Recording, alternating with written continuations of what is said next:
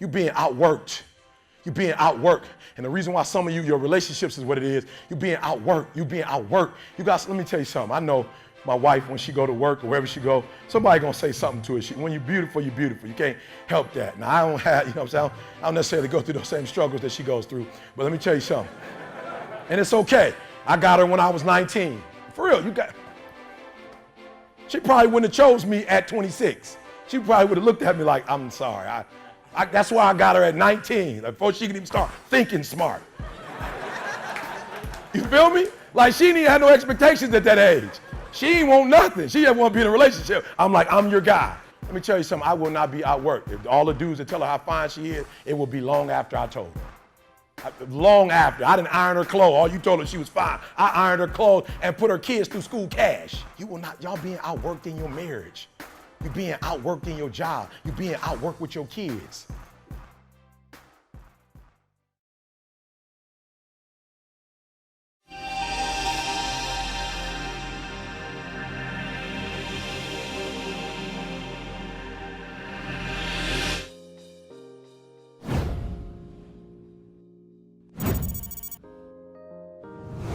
I believe what makes marriage so unique and what makes marriage so special is that unlike any other relationship, you have two individuals who come from two total different backgrounds, have two total different experiences, and whatever other differences might exist between the two of you, you are asked to come together as one.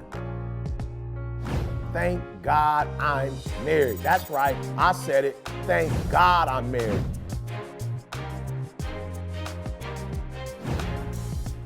What up, what up, what up? It's your boy, E.T. Welcome to another edition of Thank God I'm Married. Look, I need you to do me a huge favor, all right? I need you to keep fighting, but I need you to do me a favor. Don't fight each other, all right? I need you to take the fight, keep the fight. That fight's gonna be important. That's the only way you're gonna be able to get through this situation. But I need you to fight the problem now. I don't need you to fight each other. Remember what I said. For those of you who may be watching this series for the first time, and you didn't go through 1 and 2, she is not your enemy. He is not your enemy. But if you guys turn on each other and you start fighting each other instead of fighting the problem, guess what? You are gonna become each other's enemy and you're gonna tear down everything you ever worked for. And I'm always just reminded when I was at that altar, you know, I made a commitment at that altar. And you can't allow a bill or a family member or a circumstance or a situation to create, you know, a challenge in your relationship. You gotta fight. And some fights are more challenging than others. Let's be honest. It's hard for you to trust somebody in terms of, you know, their character. They misuse or abuse your trust, right? But listen to me, if you fight, you can get that back, all right? Maybe somebody disappointed you. Look, you can fight and you can get that back, all right? So do me a favor. I need you to understand that your differences should not divide you. So my wife is a very structured individual. I am very spontaneous. And for you know, a certain amount of time, we allowed that to create tension, you know, in our marriage. And then we thought about it one day, man, it's not either or, it's both and. It's not structured or spontaneous, it's both, you know? And so my wife is very structured. It's almost like my videographer. Those guys know what day we want to do X, Y, and Z, but when I come in, it's not like sporadic. I don't know which day we're going to video. We know exactly which days we're going to video. We know exactly what time we're going to video, all right? But I tell them when they cut that camera on, guys, you gotta let me be E.T., all right? Some days I might change what I was going to talk about. We might have wrote down the topic, but I wasn't feeling that when the camera came on. So now we're starting to realize it's not a battle between structure and spontaneity. It's not a battle. Actually, the two complement each other, all right? So sometimes in life, opposites attract because opposites create a perfect balance. So I need you to do me a huge favor on this one. Listen to me very carefully, and I need you to internalize what I'm about to tell you. Number 3 of this series is do not be obsessed with the obvious, okay? Don't be obsessed with the obvious. Sometimes, you know, we make each other's enemies because you saw something on his Facebook page. You saw something on her text message and you just automatically assume. Or he might have said something, or you might have said something, and you're thinking in your heart, like, this is what they're talking about. And you're being obsessed with the obvious. Like for real, and that's destroying your marriage. You're making assumptions. And I'm telling you, if you want to be in a terrible relationship, make assumptions. Make assumptions. Assume you know what's going on. Like for real, that's the greatest way to divide two people who are in love with each other is you're obsessed with the obvious. You see one thing and you think, no, it's not what you think. All right. So that's important. Do not be obsessed with the obvious. So ET, how do we do that? This is how we kill all assumptions. We communicate. We communicate. And guess what we communicate about? We communicate about everything. We're not keeping secrets. I'll never forget, my mom said something to my wife about, a trip that I was taking my mom on, and I hadn't said anything to my wife at the time. Now, I wasn't trying to be, secretive or keep nothing from her. We were all going on the same trip.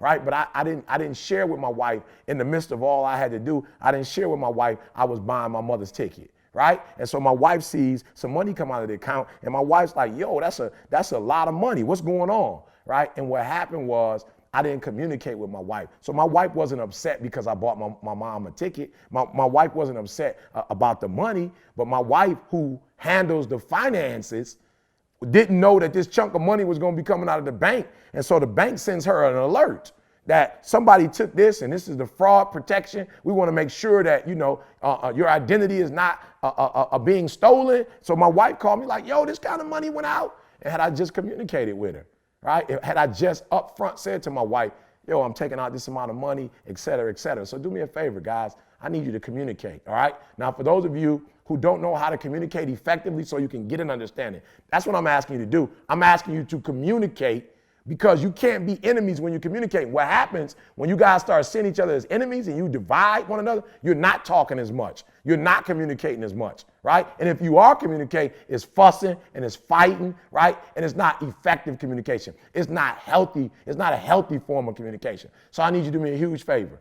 As we're getting ready to go through this process, all right, I need you to do me a huge, huge favor. And I need you to pinky promise. That's right, pinky promise. ET, we're going to institute the 15-minute rule every single day of our lives. Now, I know you're going to slip up, but my goal is for you to try to do it every single day. And what's the 15-minute rule? This is enemy proof, right? Friends for life. Two lovers together forever, all right? For the first 15 minutes when you see each other, whether it's in the morning, whether it's when you get home from work, 15 minutes. If you do lunch together, I need you to give your wife 15 minutes. Just let her talk for 15 minutes. And I need you to do two things. I need you to understand the language, because sometimes when wives are talking, guys, because we superheroes, we love to fix everything. While she's talking, you trying to fix it. And she not even on that right now. She not on you trying to fix it. She just want to talk. That's all she wants to do. So I need you to do me a huge favor. When you communicate, I need you know which language you should be communicating in. Like, should you be talking, right? Should you be talking fixing? Should you just be talking, boo, I hear you. Boo, I get it. I understand. All right? And vice versa. All right? So 15-minute rule. You get her 15 minutes, let her talk. Then you get him 15 minutes and let them talk. And then what I need you to do, number two, which is probably going to be the hardest part of communication, is I need you to listen. Because that's where we become enemies, because it's a lot of misunderstanding. I need you to listen, not to the words that they're saying, but I need you to understand what they're saying. Because when you come from a premise of understanding, when you know what's going on, boom, you can take that thing to the next level. So the 15-minute rule, we're going to communicate properly in the right language. You're not going to be a fixer when she just needs you to just understand. And then we're going to learn how to listen. Number two, we're going to learn how to listen. So you're just going to sit back and listen to your spouse. What is he saying? What is she saying? And then once you know what that person is saying, boom, we're going to move forward. But we're going to stop being obsessed with the obvious. We're going to stop dealing in assumptions, right? We're going to stop moving and operating in assumptions. Well, she talked to this person. She must not love me. He didn't say anything to me when he got home. He must not care. He must not think I'm as pretty as I used to be. She must not need me the way she needs me before. She's got a new job and she's got a promotion. No. Stop making assumptions. Stop it, because you're killing your marriage. I need you to 15-minute rule, at least 15 minutes. I need you to speak to each other. I need you to listen to each other. And I need you to get an understanding that you've never had before. And then I need you to operate from that. I need you to allow who she really is to guide your marriage, who he really is to guide your marriage. Sometimes my wife doesn't want flowers. She wants time. Sometimes my wife doesn't want a trip across the country. Sometimes she wants a staycation. She doesn't want to pack clothes. She doesn't want the travel time. She just wants everybody out of the house for 3 days and we just spend time together. Sometimes she doesn't want me to take her out to eat. She wants me to cook for her. Are you hearing what I'm saying? I need you to understand your marriage. I need you to understand your spouse. And once you have a clear understanding, then we're going to move from that understanding and we will never be enemies again. Even though we don't always understand each other, even though we don't always agree, we can learn to agree to disagree, all right? But they are not your enemy. That's your wife. That's your husband. That's your best friend, okay? And I need you to get back to that because that's the problem. You're not there right now. That you see that person as an enemy. I don't trust her. I don't trust him. I don't speak to me. Don't say nothing to me. No. I need you to find that thing that called you to the altar. I need you to fall in love with that person that you used to talk to every day. I need you to find that space. I need you to find that person.